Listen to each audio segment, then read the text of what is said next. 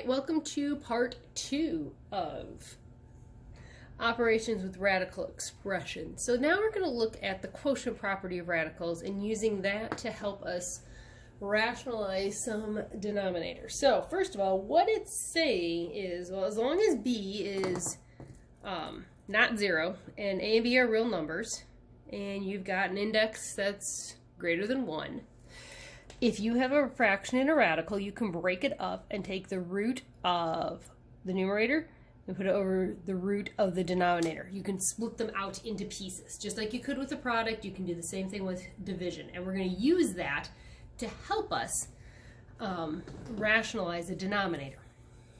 All right, so let's say we had something like this. Square root of 8x cubed over 45y to the 5th. So first thing we're going to do is we're going to break it up into two parts. Square root of 8x cubed and square root of 45y to the 5th. Okay? So we can just factor it out, in this case, into squares because we got to take square root. And as we do that, we just take care of the numerator. There we go. Clear that up a little. And we take care of the denominator. So 8x cubed really is 2x, that quantity squared, or if you wanted to break it up, you could have 2 squared x squared times 2x. Same kind of thing in the denominator.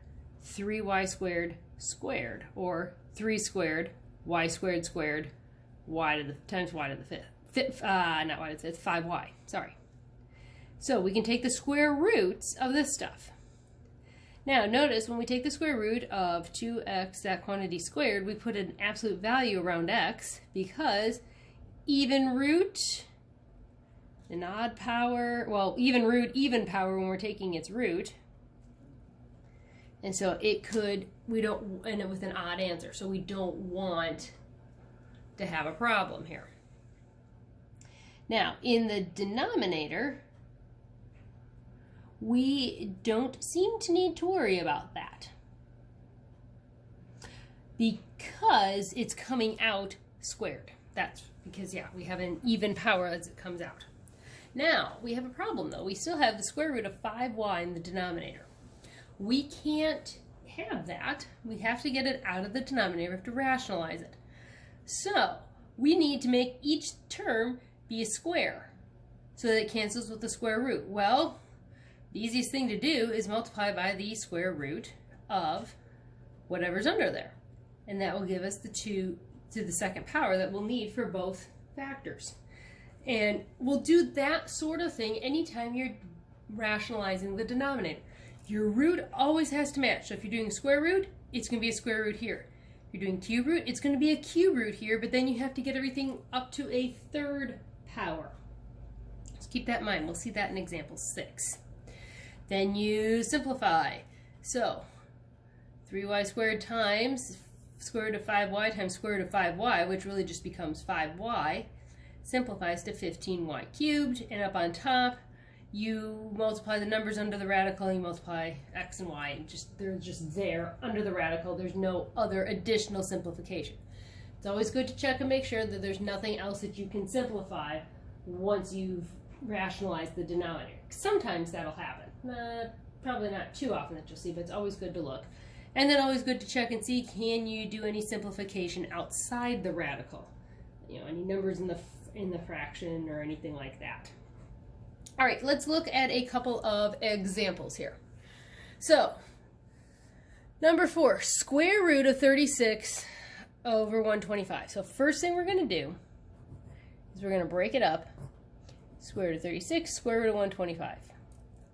Now we're going to then, let's just write this as things to the second power, just to help us see exactly what we need to do. So you got the square root of 36 is 6 squared. Some of you guys are going to go, I got this part down. Yes, and that's great if you do. Just because we're going to use it later when we demonstrate some stuff, I'm going to keep doing it this way. Okay, so square root of 6 squared is 6. Square root of 5 squared is 5. And so we have the square root of 5. So what do we need to multiply numerator and denominator by to cancel out this square root of 5? That is right. We do square root of 5. So on top, 6 square root of 5. Can't do anything else. Square root of 5 times square root of 5 is 5. 5 times 5 is 25. In fact, actually, I'm going to, just so you see what happens here, I'm going to do that and then do that as our final answer. Just so you see square root of 5 times square root of 5 is 5. And then we multiply it times 5. Since there's similar number or same numbers in there, I don't want that to get confusing. Okay, now let's look at number 5. Square root of a to the 6th, b to the 3rd over 98. So first thing we want to do, split it up into parts. The numerator part and the denominator part.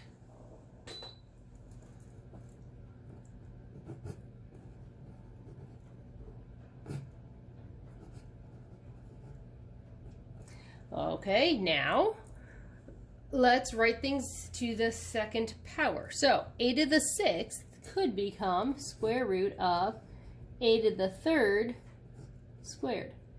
B to the 3rd becomes b squared times b. 98, in case we need it, 98 breaks down into 49 and 2, which is 7 and 7. So there we go. 7 squared times 2. So we keep going. Now we take our root. A cubed out, b out. What's left? B on top. Square root of b. Down here, 7 out, square root of 2 stays in. How are we going to handle that square root of 2? That's right. We're going to have to multiply by square root of 2 over square root of 2.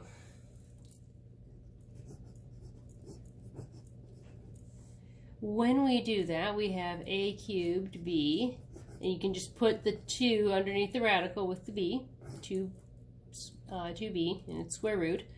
Here we'll have 7 times square root of 2 times square root of 2 is 2. 7 times 2 is 14, so we'll keep the numerator the same. A cubed b times the square root of 2b all over 14. All right, and then our last example, just to make things a little more interesting, we're going to have a cube root. So we have the cube root of p to the 5th cubed over 40. So first thing we're going to do is we're going to break it up into parts. Cube root of p to the 5th cubed over cube root of 40. Okay, now we should start writing things to the 3rd power this time. All right, so if we do that, we have the cube root of p cubed p squared cubed over, yeah, let's just break down 40 over here. 2 and 20, 2 and 10, 2 and 5. Hey, look at that, 3 2's. Cube root of 2 cubed times 5. Take our cube roots and let's see what we have left. We've got, let's see, a p and a q in front, a cube root of p squared, and then a 2 out in front, and a cube root of 5. Okay, so this is 5 to the 1st power. We can't have that in the denominator, the cube root of 5, so we need to get enough 5's, cube roots of 5, underneath to make it cancel out. Well, we already have 1 5. We need to get to a total of 3, so we need 2 more of those. So we are going to multiply by the cube root of 5 squared. Because I'm going to write sort of an extra step in there so you see what's happening. 5 squared you can just write as 25 up on top, 25p squared. On the bottom we're going to have 2 times the cube root now of 5 cubed. 5 cubed is 5. This is what we're trying to do. We're trying to get a cube root and a power to equal each other so that it will cancel and we're left with 2 times 5, which is 10 in the denominator. So you have p cube root of 25p squared all over 10. So the big thing to watch is just to make sure that your root and your power, when you're canceling, are well, for the denominator are the same. So you have to multiply by whatever you need to get to having a matching power. All right, happy practicing.